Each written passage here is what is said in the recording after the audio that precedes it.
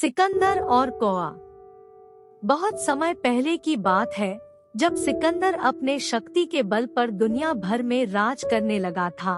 वह अपनी शक्ति पर इतना गुमान करने लगा था कि अब वह अमर होना चाहता था। उसने पता लगाया कि कहीं ऐसा जल है जिसे पीने से व्यक्ति अमर हो सकता है।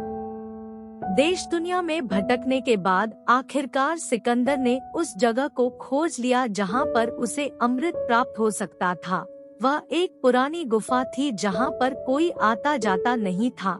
देखने में वह बहुत डरावनी लग रही थी, लेकिन सिकंदर ने एक जोर से सांस ली और गुफा में प्रवेश कर गया। वहां पर उसने देखा कि गुफा के अंदर एक अमृत का झरना बह रहा है।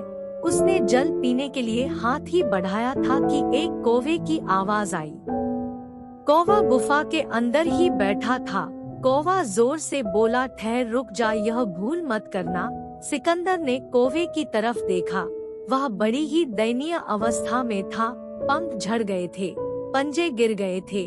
वह अंधा भी हो गया था, बस कंकाल मात्र ही शेष रह गया था। सिकंदर ने कहा, तू कौन होता है मुझे रोकने वाला?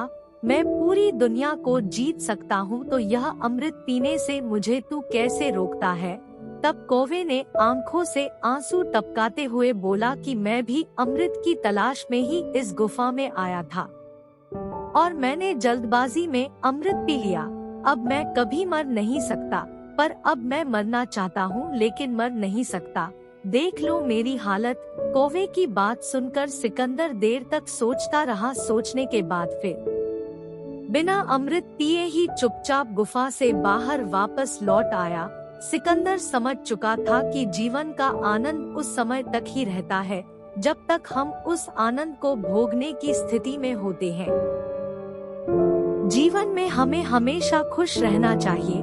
हमें कभी भी खुश रहने के लिए बड़ी सफलता या समय का इंतजार नहीं करना चाहिए, क्योंकि समय के साथ हम बूढ़े होते जाते हैं और फिर अपने जीवन का असली आनंद नहीं उठा पाते हैं।